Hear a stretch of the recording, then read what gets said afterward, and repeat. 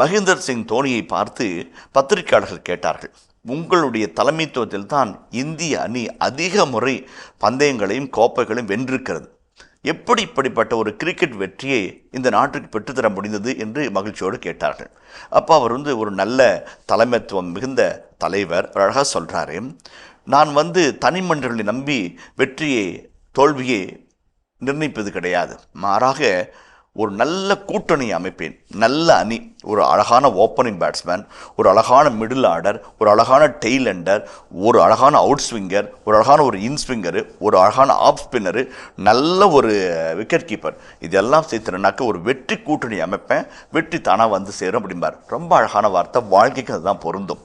இன்றைய வாழ்க்கையில் ஒரு வெற்றி கூட்டணி அமைச்சிக்கிட்டோம் அப்படின்னோம்னாக்க வெற்றி நம்மளை தொடர்ந்து வரும். அதான் இறைவன், இறை பக்தி, செயலூக்கம், இதுதான் ஒரு வெற்றி கூட்டணிக்கான வாய்ப்பாடு என்பதை இந்த 20ஆம் அதிகாரம் அடிக்கோடிட்டு சொல்லுகிறது.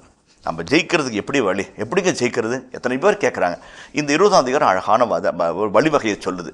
வெற்றிக்கான வழி என்பது ஒன்றே ஒன்று தான், வெற்றி கூட்டணி அமைத்துக் கொள்வது. நீங்கள், இறைவன், உங்கள் செயலூக்கம், இந்த 3 இணைஞ்சிச்சு அப்படின்னாக்க வெற்றியினுடைய இலக்கை எல்லளவும் சந்தேகப்படாமல் சாதிக்க முடியும் என்பதை இந்த பகுதி உறுதி செய்கிறது.